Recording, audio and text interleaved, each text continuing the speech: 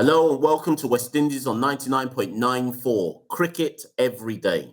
My name is Mashal St. Patrick Court, one half of the Caribbean Cricket Podcast, and with me as ever is Santoki Nagulendran, the other half of the Caribbean Cricket Podcast. West Indies on 99.94 is your new home for West Indies cricket content, and we'll be dropping into your podcast feed on YouTube or on the 99.94 app, and we'll be doing that several times every week. So please rate, review, like, subscribe, share, all that jazz. Also, if you get a chance, go check out the Mitch Johnson Show, where the former Aussie Quick talks about his life and cricket. You can find it where you listen to your podcasts or on YouTube. Thanks for joining Cricket's Conversation.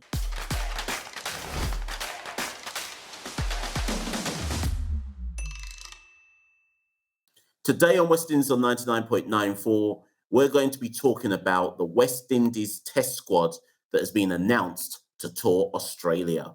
Santoki, take it away. Yeah, and as fate would have it, after our disastrous World Cup campaign in Australia, it's ironic our first assignment post that World Cup is a test tour back again in Australia. 2 tests, one in Perth and a day-night test in Adelaide. Now, this week, West Indies have named their test squad. We've got one player making their debut for the West Indies side, and we've got some returning faces and omissions. And so, as always, we're here to break down the squad selection and analyse it, go into a deep dive. So it's only right by starting off by actually naming who made the squad. So, as expected, Craig Brathwaite is captain, Jermaine Blackwood vice-captain, followed by Nkrumah Bonner. Shamar Brooks returns to West Indies colours. Tagenarine Chanderpaul makes his debut. He was a reserve player for the Bangladesh tour earlier this year. He's now made it into the squad properly. Roston Chase returns. Joshua De Silva, Jason Holder, Alzari Joseph, Carl Mayers, Anderson Phillip, Raymond Reefer, Kemar Roach, Jaden Seals, and Devon Thomas. Now, Mashal, I guess the headline in that, which has kind of got all the media headlines, is Tagenarine Chanderpaul. Obviously, he's been in stellar form for Guyana Harpy Eagles in the recently concluded domestic season. But I guess the bigger story is the son of the legendary Shivnarine Chanderpaul. I think fans around the world are sort of hoping he can follow in his father's footsteps. Now, with John Campbell being banned for 4 years as of this moment, it's assumed, with West Indies not having named any other openers other than Tagenarine and Craig Brathwaite, that Chanderpaul will be opening in the first test in Perth against the likes of Mitchell Starc, Pat Cummins, Josh Hazlewood. Just how big a task is this for a young man making his debut, Mash? Well, I remember a few months ago, it might have even been pre-99.94, when you and I were discussing about the chances of a likely Tagenarine Chanderpaul debut. And I think it was pre the Bangladesh series, and we were trying to weigh up, would Tage get in ahead of John Campbell, or would they give John Campbell one more series to try and hold on to his place and stake his claim that he belongs opening with Craig Brathwaite. Now, in that Bangladesh series, John Campbell averaged 68, and at that moment in time, we had no idea that a potential ban might be pending later on in the year. So it looked like, to all intents and purposes, that John Campbell would be going to Australia to open with Craig Brathwaite. And to be fair, Santoki, that would have been my preferred situation. Not because I don't want Tage to debut. I just don't want Tage to debut in Australia. I think some will disagree and say there's tougher places to tour, but on bouncy, fast decks in Australia, where the current West Indian generation aren't used to that, on a season-by-season basis. The one time in the last 2 years where we played a team on fast, bouncy tracks was when South Africa came to the Caribbean and blew us away in every single innings of that series, which was played in St. Lucia. Now, St. Lucia is the quickest deck in the Caribbean, and we saw what Ngidi, Nortje, Rabada did to us. We couldn't get anywhere. We couldn't compete, basically. The Australian pace attack in Australian conditions, we assume that a similar kind of trial by pace is about to take place. So on one hand, I feel for Tage that it's unforgiving to have to make your test debut in those conditions. But then at the same time, Santoki, as I hand back to you, if anybody's got the game to soak up balls and make 10 off 175 balls, it's Tagenarine Chanderpaul. Yeah, we talked on a previous episode about our collective dream being West Indies finishing on about 150 after 90 overs of play in Australia on that first day in Perth. But as you said, Mash, it's going to be a trial by fire. Obviously, there's been a lot of hype around Tagenarine Chanderpaul. He's not the finished product. He averages 34, which is quite high by domestic standards, but he's been inconsistent for the past 3 or 4 years, which is why it's taken him a while to get his debut call up for the West Indies. So he's not the finished product.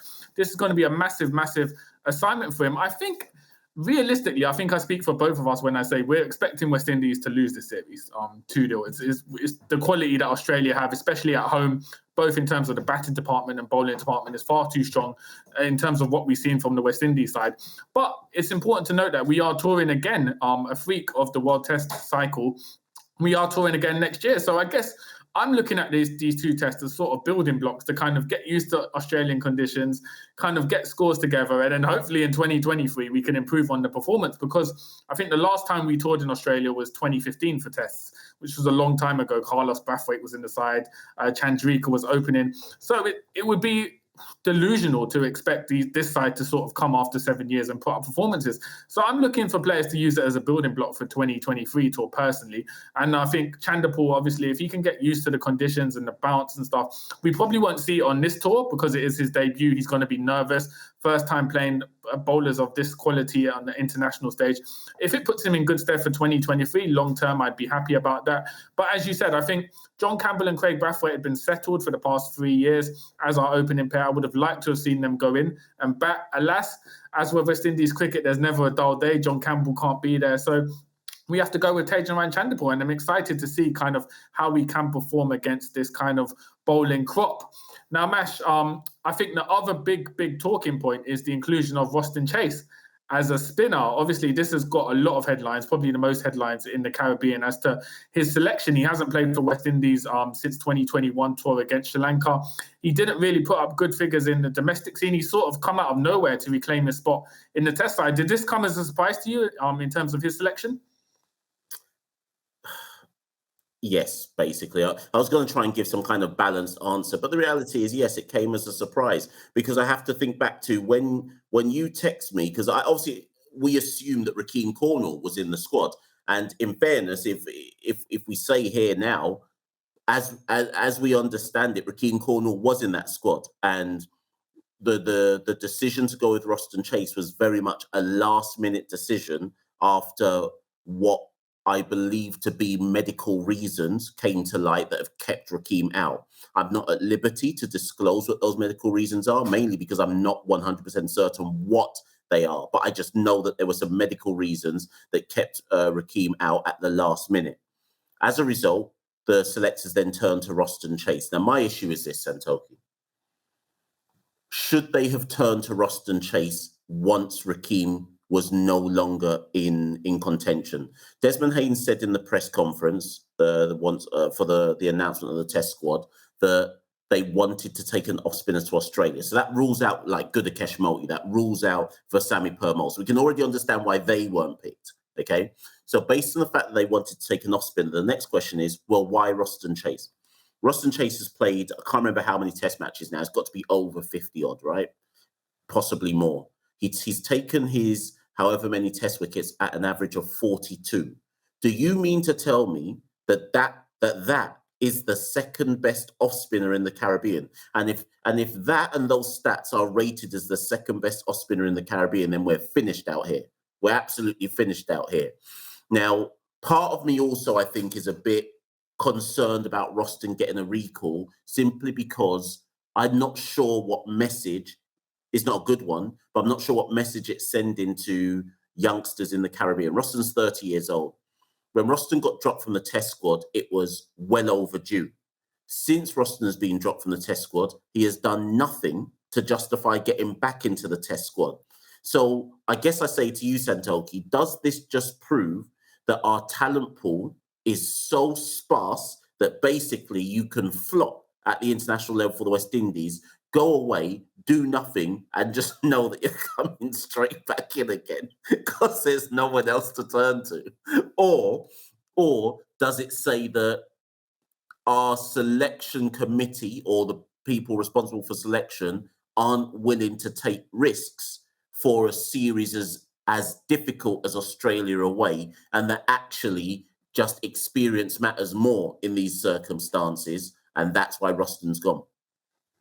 Yeah, I think it's a combination of both. I think since we started this podcast, the kind of theme with selections in the squad is generally we've been quite conservative in terms of who we pick. We never make massive radical changes to our test side. It tends to be one or two new players coming in, but generally we bring in experienced players, which is why last year when we were looking for openers, we called again Kieran Powell and Shai Hope. We kind of have like a set pool of players who we draw on.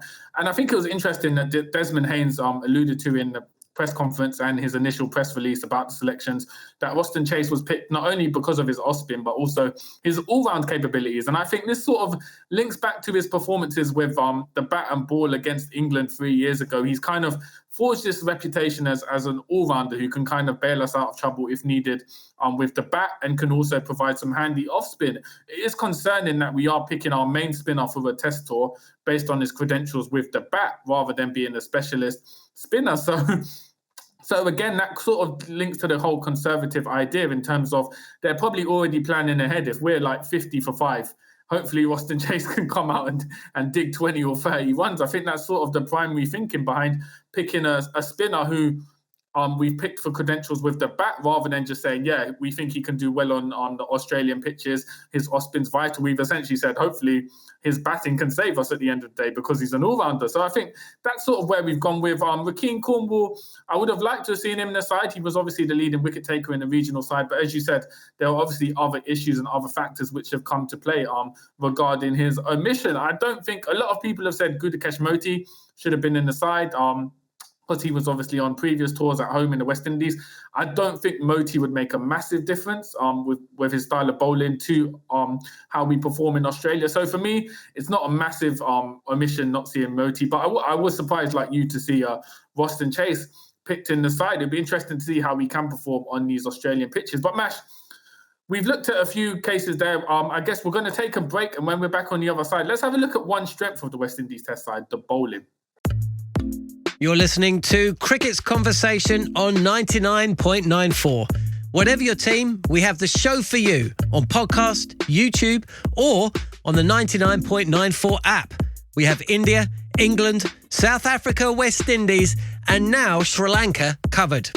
If you want to find us, the best way is to follow us on social media at 9994DM by downloading the 9994 app or Google 99.94 on podcast. We speak cricket. Okay, now we're back, Mash, and recently in the T20 World Cup, we saw a match between South Africa and India in Perth, where the pitch was spicy, bouncy, the pacers were just generating a lot of fast deliveries that were bouncing hard and were causing batsmen a lot of trouble. Now, this is good news, I guess, for West Indies, as we'll be playing the first test in Perth. It's something we've come with a strong bowling attack. Jayden Seales, Alzarri Joseph, Kemar Roach, and Jason Holder. For you, does our performances in these test match hinge on how well these bowlers can perform on Australian pitches, bearing in mind how brittle our batting has tended to be over the past few years? This is interesting because I was thinking about this the other day. The only way I can see West Indies taking these matches to 3 days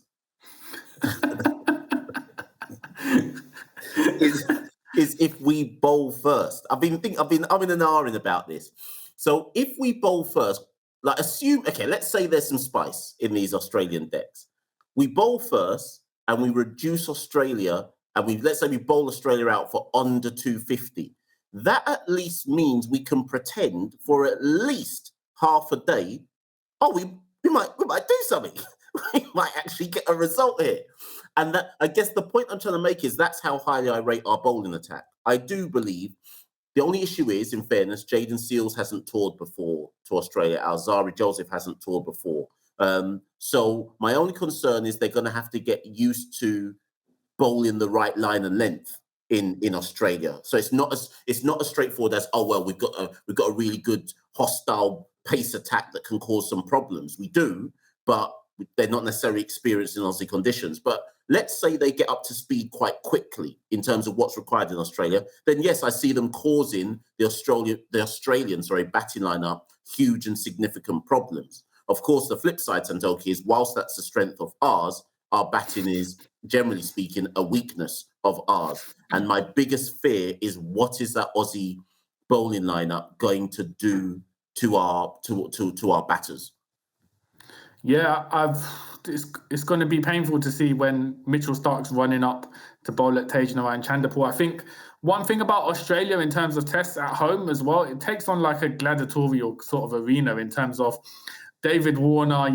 We know he can score 100 before lunch. The batsmen Labuschagne, Steve Smith, they can all bat hard, bat fast on these Australian pitches. They know it inside out. The crowd, I think in other countries like England, when England we've seen in the past, when they score, for instance, 300 for 3 or 400 for 4 or 5, there's sort of sympathy for the opposition. I think in Australia it's different in that they pump on the batsmen. They want them to pulverize the opposition as much as possible. So my fear is that Australia, if they get momentum, even with our quality of bowling, as you rightly said, Alzarri Joseph and Jayden Seales are inexperienced. They could get taken to town by these experienced batsmen. So my worry is Australia putting up a big score.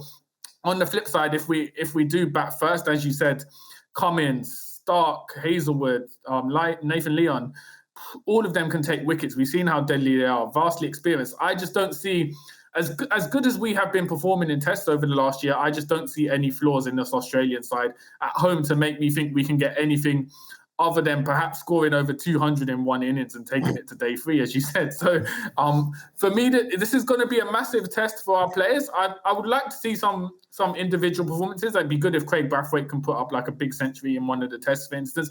I think it's small victories like that which I'll take from it, individual performances. In terms of the bowling, obviously Holder and Roach have got the line and length. Will be relying on Seales and Joseph to take wickets. It wouldn't surprise me if Carl Mayers banked a few. Golden Arm, we've seen him pop up with his medium pace. He could surprise a few. So it'd be interesting if Australia do bat first and we can bowl them out for 250 just to see how that might play on their minds. But generally, this Australian side at home is just too strong for us, Mash. I think if we can make it to day 3, it'd be a victory for us, and it would also probably save us 2 more nights of waking up at 3 a.m. to see our players getting demolished in Australia. Now, a few people have messaged us on social media to talk about Shannon Gabriel, why he hasn't been included. Obviously, he's been a stalwart of West Indies pre-2020. He was a stalwart for a good 7-8 years.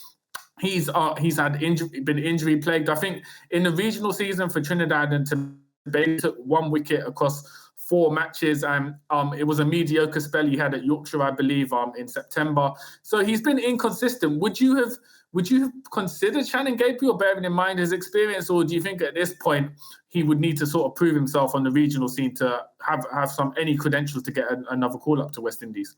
Yeah, I slightly worry for Shannon because this might be it for him. And the reason why I say that is he's 33 years old. And unlike Kumar Roach, it's not like he was performing and taking loads of wickets in that county cricket spell that he had, right? He's almost been beset by injuries for the best part of the last 2.5 years. Even when we were picking him, we were wondering, is he going to break down in this test? Is he going to break down in this spell? And since he's had that kind of injury layoff, now he's on the comeback again. He's yet to find his spark. Now, I note that he has been selected in the Red Force Super 50 squad. And I guess that's really, I'm going to be watching him with a bit of a keen eye to see, is he approaching anything like his previous form? I've never really seen Shannon as a white ball player anyway, but ideally what we want to see from Shannon is that he can just run in at full tilt and be miserly. And we weren't seeing that in the first class season. So when I say we might be approaching a point where that's it for Shannon, the only reason I say that is because Alzarri has now finally got closer to reaching his final form. Jayden Seales is obviously the star boy of the West Indies bowling attack, right? And Kumar Roach is Kumar Roach. He's going nowhere. And Jason Holder is Jason Holder. He's going nowhere. So it would be hard, Santoki, even if Shannon was fully fit at this point and firing, who do you leave out then? Like, arguably, there's no one right now that you could leave out of the side, even if Shannon Gabriel was back to something approaching his best. Yeah, and I don't think it's controversial to say this could be it for Shannon Gabriel. He's approaching 35 years old. That's usually the natural end of a lifespan for an international fast bowler. Obviously, the likes of Jimmy Anderson and Stuart Broad have proven to be anomalies, but generally 34, 35 is when we see fast bowlers retire, just because of the strain it has on your body, and sort of being able to put up that pace at that age tends to be quite hard. So for Shannon Gabriel, it wouldn't surprise me if we didn't see him in West Indies colours again, but that's no shame. He's had a stellar career for West Indies for the past 10 years. He's carried the burden of our fast bowling along with Kemar Roach for those past 2 years. So he's had a magnificent career for us over the past 10 years. And it's no shame for him not being able to live up to his standards at this age in time. Now, we're going to take one more break. And when we're back on the other side, we'll have a look at sort of West Indies middle order batsmen and anyone who we feel may have missed out. If you love the language of cricket and want more, then head over to the 99.94 app and you can hear all of our podcasts and cricket commentary. We're adding new shows all the time and covering cricket series from all over the world. Be the first to hear all of our announcements by following us on social media at 9994DM. Welcome to Cricket's Conversation. Okay, now Masha, one other player making his return to the West Indies setup is Shamar Brooks. Now he's obviously come in as someone who can potentially shore up the middle overs. He's had an unusual year in that he's sort of taken the limelight in white ball cricket, T20 cricket, which is something at the beginning of the year, if you asked me whether Shamar Brooks would be able to score a century in T20 cricket at the CPL, I probably would have laughed, but he's sort of transformed himself in that arena. What do you think he adds sort of to our team in terms of red ball credentials? Good question, because like Roston Chase, I'm not sure how Shamar Brooks is even in the test squad. So let me go there first, because Shamar Brooks was in the squad against England. He averaged 16 across that 3-match test series. He got dropped for the Bangladesh series. In between, for the first class season, he made no runs of any significance for Barbados, which begs the question, how is he back in again? And this is why sometimes, Santoki, when I look at West Indies selections, I'm like, I always try to find the rationale. Now, the only rationale I can find for Shamar Brooks' selection is, yes, okay, he's in a bit of white ball form. I know people are going to say, oh, but Mash, he made no runs in the T20 World Cup. Okay, cool. But in the run-up to that T20 World Cup, he was making runs for the Talawars, right? He's a staple figure in the West Indies ODI side. So I can only assume that the only reason Brooks is there is because of his experience in general. Yeah, that's it. His experience, because I can't work out why else he's there. Because Santoki, lots of people have been sending us messages going, why did they not just opt for Brandon King and finally expose him to the red ball? Now, Brandon King, for example, played one first-class match earlier this year, banged a century for Jamaica, then had to go off on West Indies white ball duty. He also was in Australia, playing in the T20 World Cup, and he looked like the most fluent of our batters in the T20 World Cup. So I just wonder, Santoki, I'm not saying Brooks isn't good. That's not my point. I just can't understand, other than experience, I'm not sure I get the full rationale for his selection. And despite me saying that, he may well play in the first 11. I'm not saying that, it wouldn't surprise me if he plays in the first test match against Australia. But I don't know, Santoki, have you got any other rationale for why he got selected in the test squad?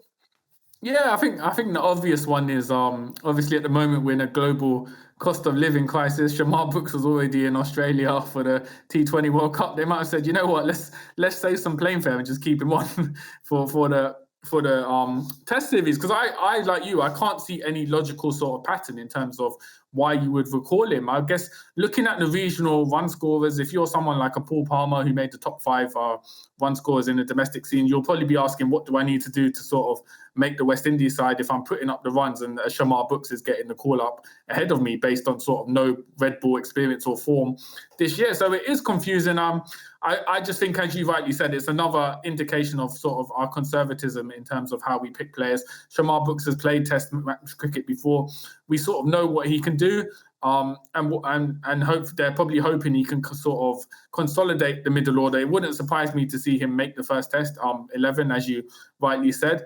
But it'd be interesting to see, a lot of these players, most of the players wouldn't have played in Australia before, the likes of Nkrumah Bonner, Josh Da Silva. It'd be interesting to see sort of the discipline they have on these pitches and how they can sort of put together runs.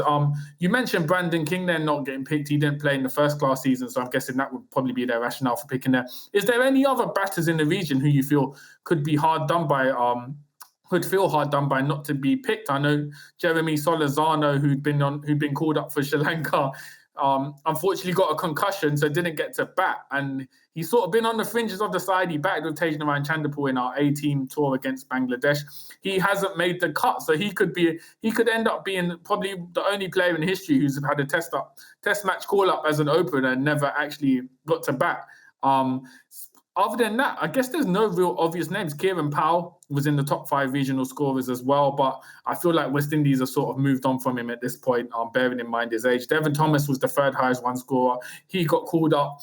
Other than that, as you said, it's generally a small talent pool, and so I think most of the obvious names did get picked. But was there anyone you feel who might feel hard done by to not get picked in terms of batting? No, I'm kind of with you. Like even if you go down like the top 10 run scorers in the first class championship, I could easily just turn around and say, well, that person, so someone like a Paul Palmer, they'd need like consecutive seasons of back-to-back runs to really, I don't know, stake a claim.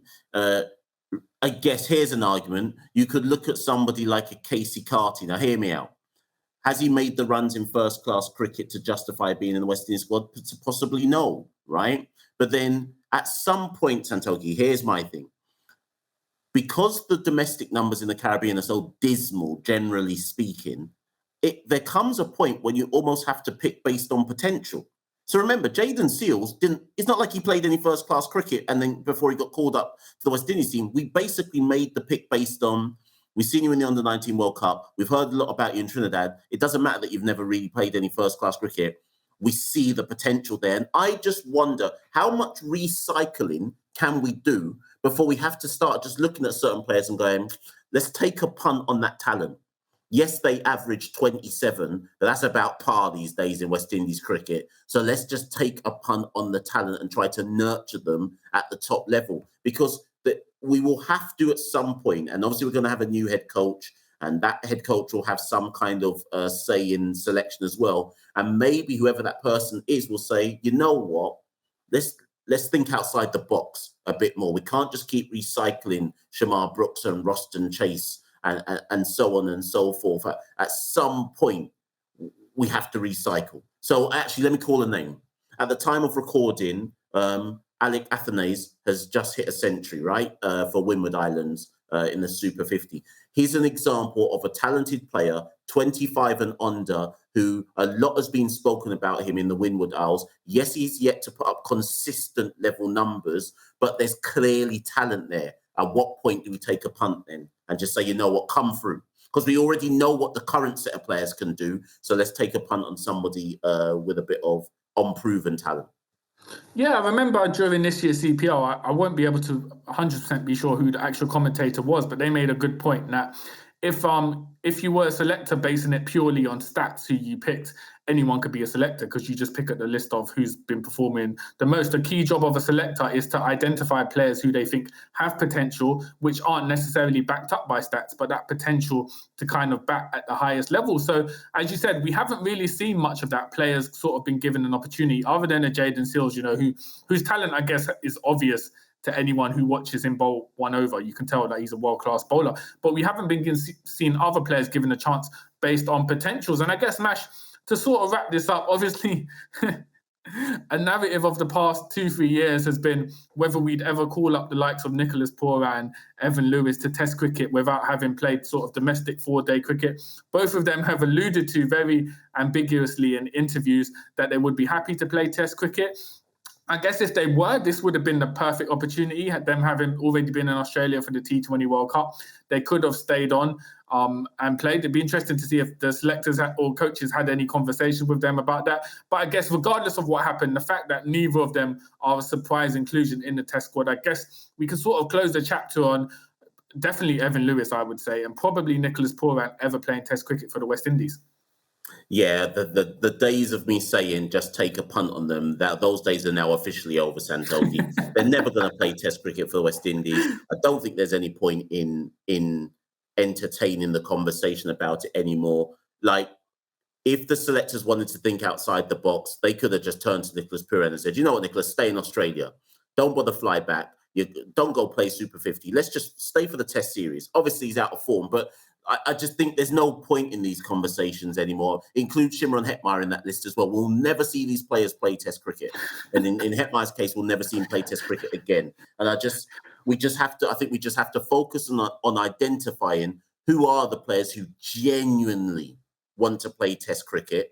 And once we've identified them, start taking a punt on those who have the talent without necessarily the shed load of statistical runs to support immediate inclusion. Yeah, I think you mentioned him earlier. Brandon King would be a perfect example. He's not been able to play red ball cricket, not through any fault of his own, just because of his white ball commitments. But he's someone who has played red ball cricket consistently, put up good numbers in the past, opened, batted in middle order.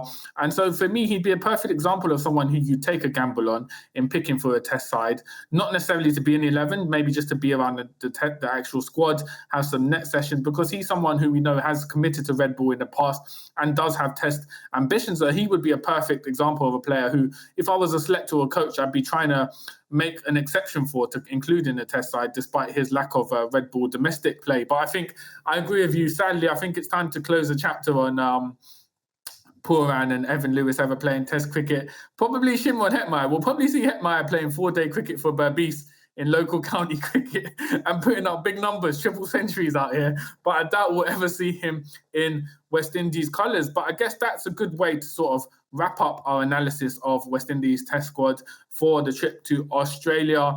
I would like to say what our next episode will be, but as we say, never a dull day in West Indies cricket. So who knows what our next episode is going to be about. It will probably be an emergency pod. But I guess, Mashal, that's it from me. Is it bye from you? Yes, it is, most certainly. And people, as ever, get at us in the comments at Carib Cricket, Twitter, Instagram. Let us know what your views are. If you're watching this on YouTube, get in the comments below and let us know what you think about the West Indies test squad and any of the talking points we've raised. But until then, stay locked, people.